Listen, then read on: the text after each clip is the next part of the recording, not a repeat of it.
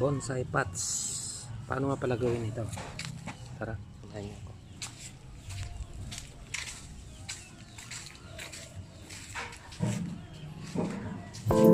Paggawa ng bonsai pots, ito basahin ng buhangin, basahin natin ng konti, tapos formahin natin sa desired na hugis. Since medyo basa konti, ayan na, kaya madali lang ma-forma.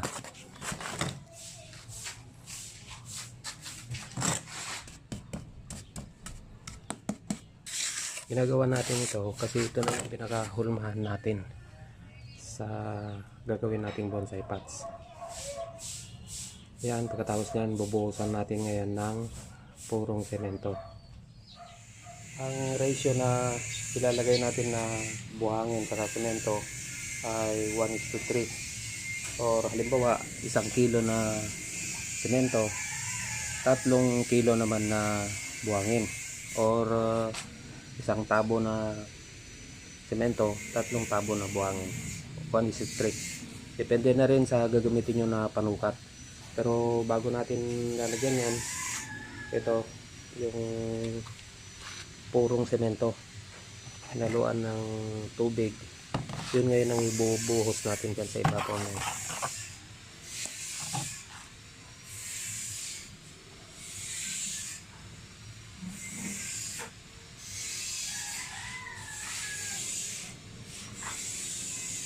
Lagyan natin. Ayan natin na tugas konti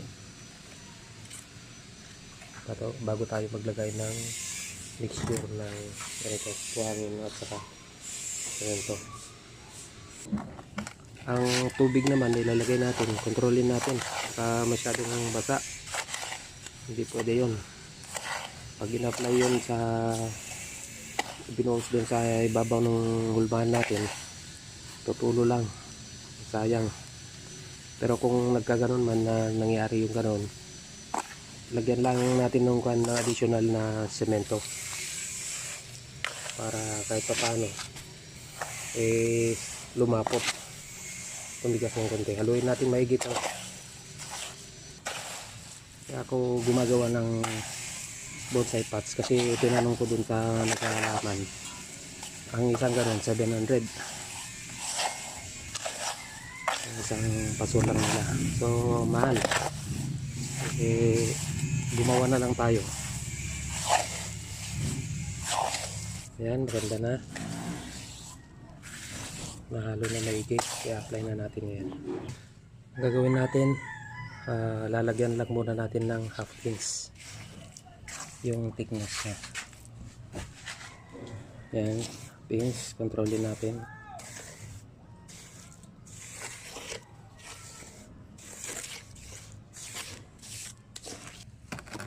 Ang pahid dito sa baba, pataas.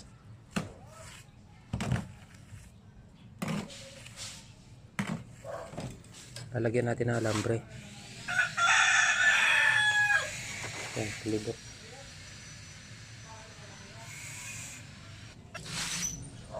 Ayan o, kung napapansin nyo, dalawa na yung wire nya. Kung gusto nyo pang maglagay dyan sa bandang gitna, pwede rin. Ayan, nalagyan na ng alambre.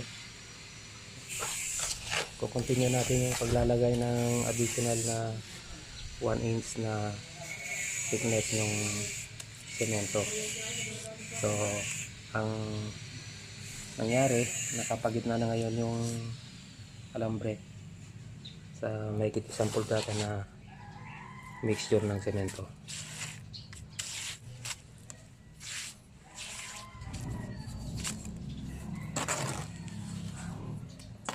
Pahid, pataas.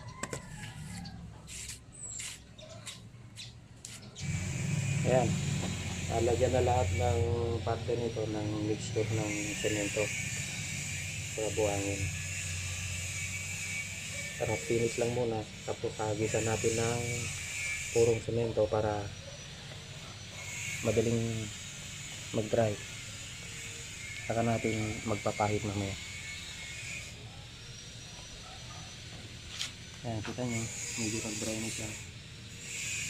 Pero after 30 minutes or 1 hour saka natin ulitin yung paglalagay ng purong semento. Lalagyan na natin ng tubig.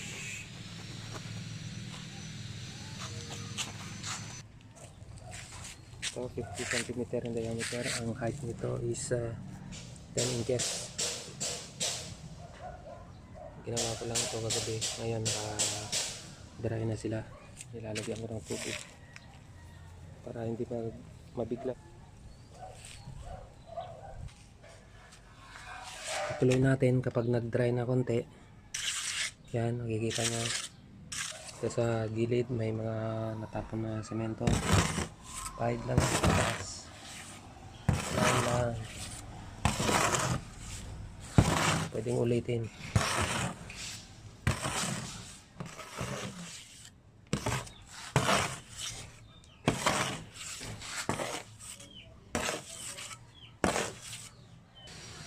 Kung mapapansin nyo pala na parang ganyan, nag-slope dito o parang bumagsak, lalagyan lang ulit ng semento yan. Kasi kung pahid tayo ng pahid yan na hindi binibigyan ng pansin, lalong babagsak yan. Kaya ang solusyon dyan, hagisan ng semento. Ito sa ibabaw, so okay na. Hintayin na lang na mag-dry yung bandang ibaba.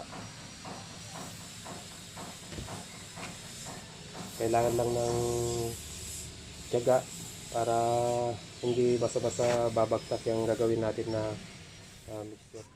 Taan natin yung isang nagawa dito.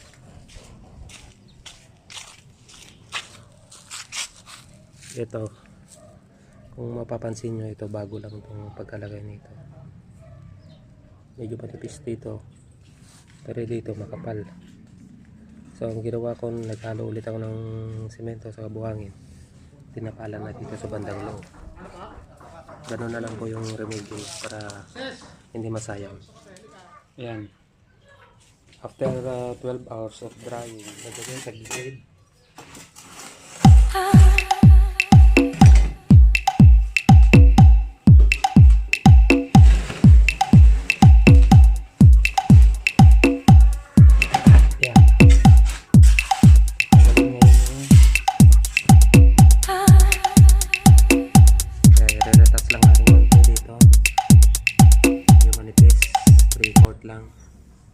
Kailangan makakuha tayo ng 1 inch.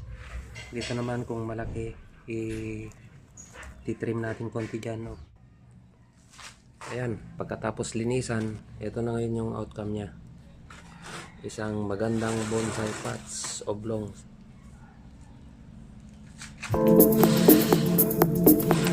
Hindi naman oblong yung gagawin itong mga ginawa ko. Ginawa ko to. Ayan. Rotating part. Yan yung magle-level yung kahoy na yan. Tapos itong isang part naman dito. Ito. Siya yung magpapahid doon sa iba. Ito naman sa gilid.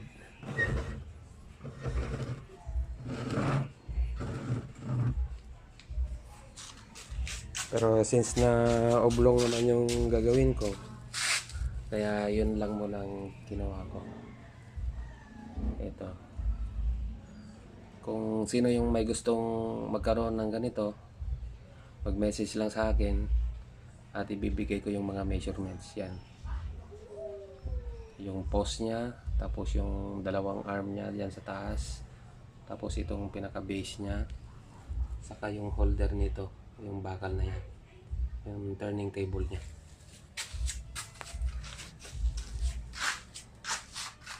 Pwedeng gawin ito, mas madali dito kung circle yung gagawin na pads. Ayan, natapos na ulit itong isa. Gagawa ulit ako ng ganyan. Kaya nung unang ginawa ko, ito buhangin to. Tapos titingnan yung thickness nito, 10 cm. Yung height ni masilya, saka pinturahan na. Bebenta na. Kaya yung mga gustong gumawa kayo. Mas makamura to ng konti. Tapos marami din mag-order sa inyo pagka nakita nila yung gawa nyo na maganda. Pwede sa kapitan ng mga walang ginagawa dyan. Yan o, ganda. Pero huwag kang kalimutan yung dalawang drainage set. Ayan, dalawa lagi. Kasi minsan dito tinatali yung bonsai material. Medyo rough finish siya or anay finish tawag dyan. Kung gusto nyong i-brush ng purong semento, pwede po. I-brush lang yan.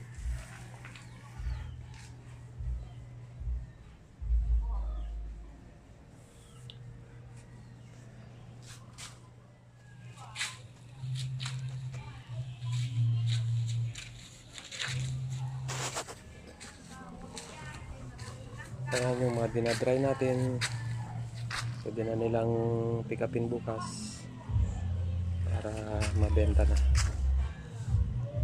Thank you po sa panonood. God bless.